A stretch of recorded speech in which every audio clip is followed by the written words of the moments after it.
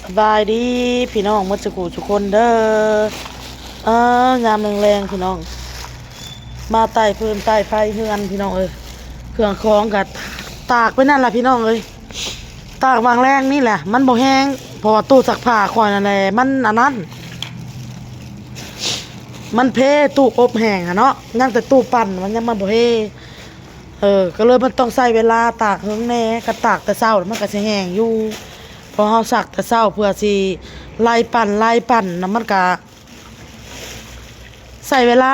สวยเพื่อมันสิแลกเพื่อเฮาสิมาตากหากโตสิตากตอนเช้าหั่นแห้งแล้วแต่โตสิตากวางแรงนี่ยังบ่แห้งพี่น้องคอยก็เลยตากไว้มื้อนี้เพิ่นเลยจนมื้ออื่นตอนแรงพุ่นล่ะถือว่าเป็น2มื้อเนาะตากมื้อนี้กับมื้ออื่นตอนแรง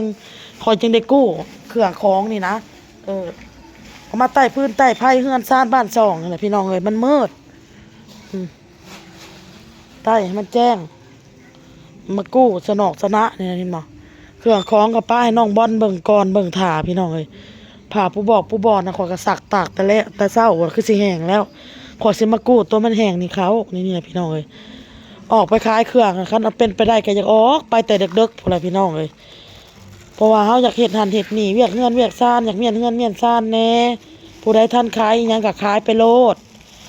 ไปซ่าก็ที่กว่าบ่ไปได้10ได้20ก็ย่าเรื่องอยากขายก็อยากขายเรื่องได้เงินก็อยากได้เงินบ่แม่นว่าเฮ็ดเมื่อยแล้วขายเครื่องบ่ได้มันก็ท้อถอยมันก็เมื่อย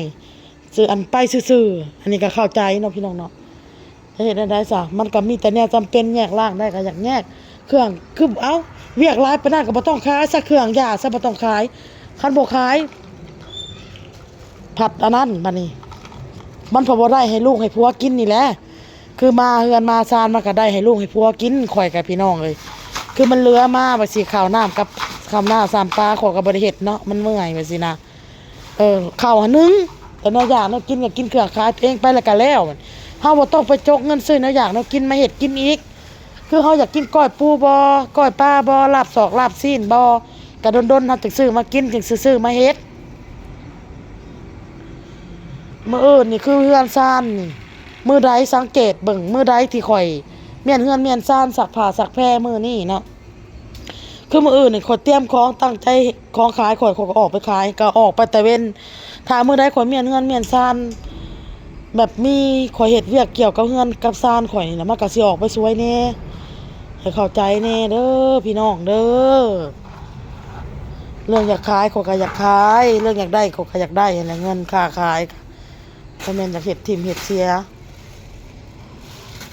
เฮ็ดได้เสียเหงื่อเสียแรงตัวเองเมื่อยอีหยังมันก็อยากให้มันทันค่าทันขายอีหยังก็อยากได้นั่นแหละเงินคำแก้วกับมื้อนี้ก็วันศีลพี่น้องน้ำตาลหมดเครื่องปรุงเฮานี่ซื้อน้ำตาลมาแล้วก็ไปซื้อคันหมักเบงมามื้อนี้บูชาแล้วก็มีน้องบูชาเขามาบูชาไต่พื้นไต่ไผเฮือนเลยผู้ชนะผ้าปูมันอยู่มันนอนนั่นแหละเข้ามาข้างในพี่เข้ามาโต๊ะพอจะมาบูชามื้อนี้วันศีลเนาะซื้อคันหมักเบงมาพี่น้องห้านผักนี่ก็ข้อยก็อยากง่ายพี่น้องข้อยอยากง่ายห้านผักนี่ไปอยู่โพ้นแจ้เบื้องน่ะอยู่ทางหอกพุ่นพี่น้องเอ้ยอันนี้ข่อยน่ะแต่แนวอยากเฮ็ด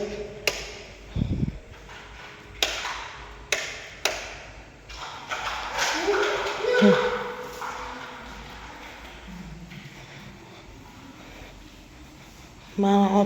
โต้มานำหาน้ำปลาเอาออกไปหนึ่งอยู่พุ่นเลยกินข้าวกินน้ำอยู่พุ่นบางทีก็มากินอยู่เรือนพี่น้องข่อยเลยเอามานี่อ้นก็ออกมานอกแล้วเด้อพี่น้องเด้อออกมาเก็บเครื่องเก็บของเข้าแล้วมันดึกแล้วพี่น้อง2 ทุ่มกว่าเลยเนาะทางในสาวมวยสาวน้อยเพิ่นก็พากันกินกันพี่น้องซุ่มแซวกันคือเก่านะพี่น้องเนาะอมนก็เก็บห่านแล้วนะสาวน้อยก็เก็บห่านแล้วน้องบอลก็กินลูกชิ้นพี่น้องเท่าโตก็กินลูกชิ้นน้องทองก็กินลูกชิ้นให้กินผลไม้น้องดาวก็พอซอยเวียกบ่ได้มีหยังดอกพี่น้องคือ FC เห็นนั่นแหละให้เงินเพิ่น10,000แล้วให้กินเครื่องในร้านนั่นแหละโอนก็ได้ น้องทองให้กินน้ำมื้อใดได้เงินก็เอาให้พี่น้องเอ้ยท่านมนต์เพิ่นมาพี่น้องเอ้ยที่จะเพิ่นมาแต่เฮือนพุ่นแหละมาพอดีเก็บเครื่องเก็บของเข้าเมื่อแล้วบัดนี้ได้ทิมข้าวทิมน้ำเฮาเครื่องของเนาะพี่น้องเนาะพาลูกพาเต้าเข้าเมื่อแล้วมันดึกเลยบ่เต้ก็จักสิมาบ่มาเนาะพี่น้องเนาะโทรหาก็บ่รับสายโทรทาง Messenger ก็บ่รับโทรทางเบอร์ก็บ่รับสิอ้นก็สิพาลูกพาเต้าเข้าเมื่อพุ่นน่ะมาพ้อกันอยู่เฮือนเพราะว่าเมื่อไปอ้นก็สิเฮ็ดแจ่วแน่พี่น้องเอ้ยเพราะว่าแจ่วกินกับหมูปิ้งกินกับปิ้งหัวใจแล้วก็ตูดไก่มันหมดเนาะพี่น้องเนาะอ้นก็เลยสิเฝ้าพาลูกพาเต้าเข้าเมื่อสิพาเฮ็ดแจ่วนั่นแหละพี่น้องพอมื้ออื่นยันมีออเดอร์เนาะพี่น้องเนาะได้ยินว่ามนต์เว้าว่ามีออเดอร์อยู่ว่าก็เลยว่าเมื่อเฮ็ดแจ่วเฮ็ดจุไว้มื้ออื่นสิลงตลาดแต่เช้าคือเก่าพี่น้องมื้ออื่นนี่สิออกไปขายแต่เว้นอยู่ดอกเพราะว่าเสื้อผ้าอุ้นก็ซักแล้วเรียบร้อยแล้วก็เดือน3บ้าน2คนก็เมียนแล้วเนาะมีแต่ทั้งนอกพี่น้องทั้งสิ่งทั้งนอกเฮือนครัวนี่มื้ออื่นเลยสิเมียนตัวนี้แล้วก็เฮ็ดเครื่องขายไปนำเนาะพี่น้องเนาะมื้ออื่น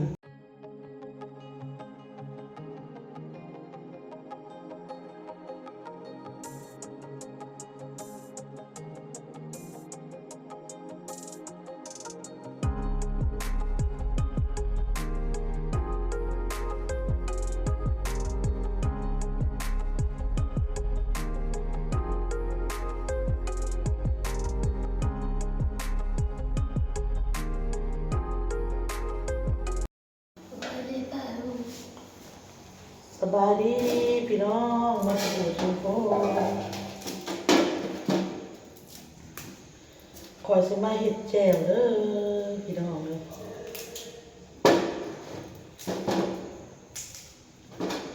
แจ่วขี้มาเป็นสิซื้อเพราะว่าสิซื้อหัวใจมามักมื้ออื่นเนาะหัวใจมามักเลย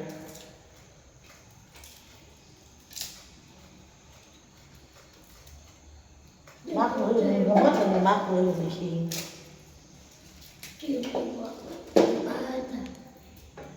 ไปตลาดนั่นเองถ้าน้องโตบ่ทันตื่นแต่เจ้าก็บ่ได้ไปลูกอยู่เฝ้าน้องเลยน้องตื่นแล้วก็ไปนำกันแม่มื้ออื่นแม่สิพาไปเล่นบุญเซโนไปบ่ฮะแม่สิพาเจ้าไปเล่นลูกเด้อมื้ออื่นสิปิดห้านแต่เว้นมื้อแต่เว้นมื้ออื่นนี่ประมาณ6 โมงปลาย7 โมงก็ปิดอาบน้ำ8 9 โมงก็ไปอันนี้มันดึกเลยได้มื้อไปมื้ออื่นมันพอจะมาแล้ว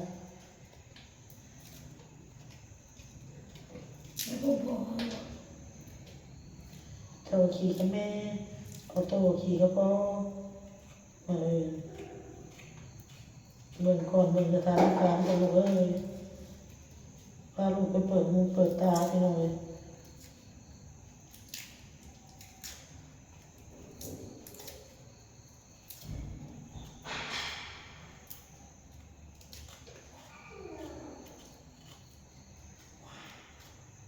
ขี้มันนั่งได้แล้วรอดน้องนั่งได้แล้วรอดเอาไปปอกขาดมันซื่อ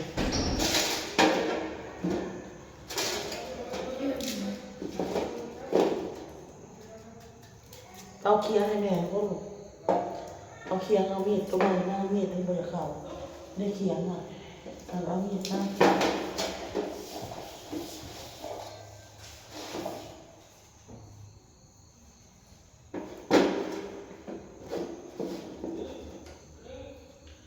สมวยกับมาเล่นพี่น้องเก็บห้ามเก็บเครื่องเก็บของอนามัยได้เรียบร้อยแหละพวกนี้พากันกินกันนั่นนะป้นเขาไปกินกันดูพวกนี้กินนั่นประมาณจอก2 จอกนี่แหละเอาเก็บเครื่องเก็บของเขามาพี่น้องพอแจกมันเอาตัวมาเห็ดเกลียวเห็ดเจียว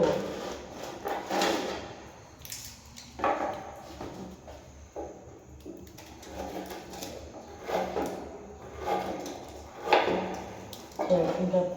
หมูหมูปิ่งหัวใจกินแล้วคนหมอมาแล้วมันงาบหน่อยเห็นเนื้อมันง่ายกินง่ายถูกไก่นี่มาอื่นนี่คือที่เรามาบอกอ้นซื้อมาละ3 ถุง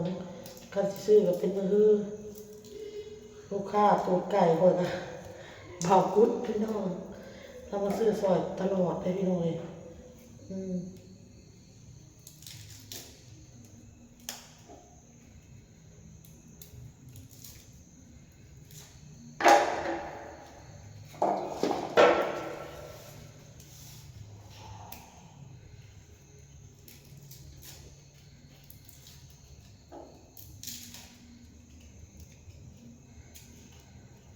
เห็ดแจ่วคล้ายๆแจ่วซีฟู้ดนั่นแหละพี่น้องเขาใส่ขิงเนาะเจ้าใส่ขิงพี่น้องแซ่บมันออกส้มๆเปรี้ยวหวาน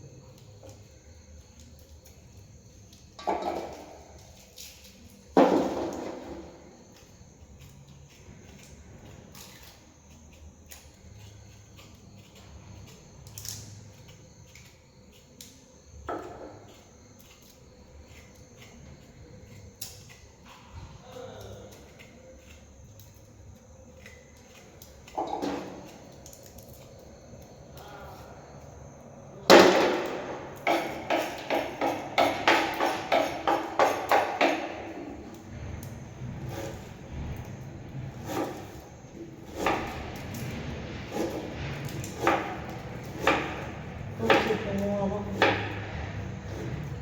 ซื้อเป็นนัวซื้อน้ำปลาเลยเครื่องปรุงอยู่วัดลายซื้อน้ำมันหอย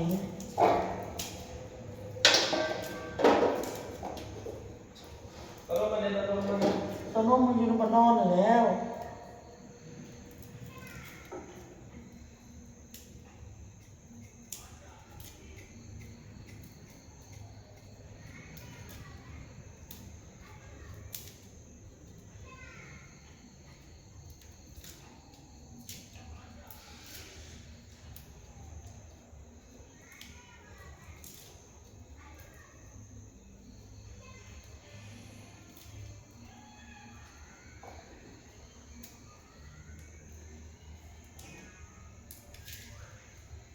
มีเครื่องปั่นนะสบายพี่น้อง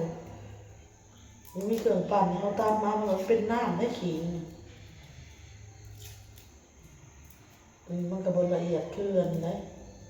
ก็คือเครื่องบดพี่น้องเครื่องบดละเอียดพันยัน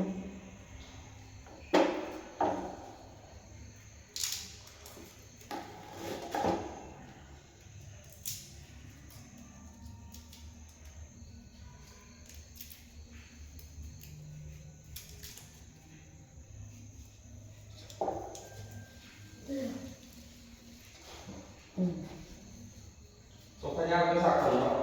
สับแล้วได้ตากเลยมันยัง ลูกไปเรียกเลย มันยังบ่ทันได้แห้งมันยังสุ่มอยู่ก็ไม่ได้กู้นะตาก พ ไว้ ยา แล้ ยาว มแล้วกูเลยยาปัดเกลือสักเกลือเลยเอาสบายดีไม่ต้องอากาศมันแล้ว บอกโต้เด้ทำอะไรมันบอก อาบไปก่อน กรอกนี้ อะไรเนี่ย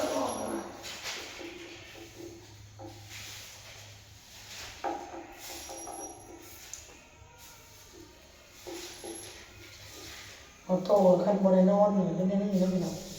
อาบน้ำให้ล้างเนื้ออะไรมันน้ำอ่ะ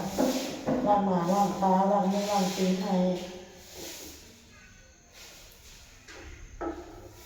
ในเดินบนน้ำก็อาบให้มันอากาศร้อนสิอ่ะอาบ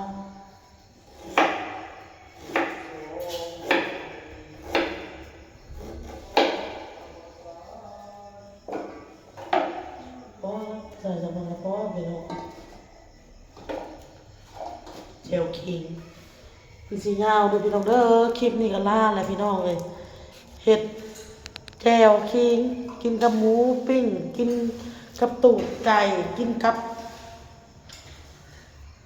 หัวใจนะพี่น้องแจวมันบ่อยากเข้มข้นปานใดมันเผ็ดเข้มข้นๆเฮ็ดแล้วก็สิหายใส่ถุงแจวที่เอามาเนี่ยจะเป็นแจวอีหยังแจวที่กับลูกชิ้นแล้วก็สิหายใส่ถุงเวลาลูกค้ามามันจึงสบายพี่น้องเนาะมันจึงบ่ต้องมันยืนเหยียดยืนหายนะจับใส่ถุงให้เพิ่นเลยโอเคลาแล้วพี่น้องสบายดีบ๊ายบายน้องบอล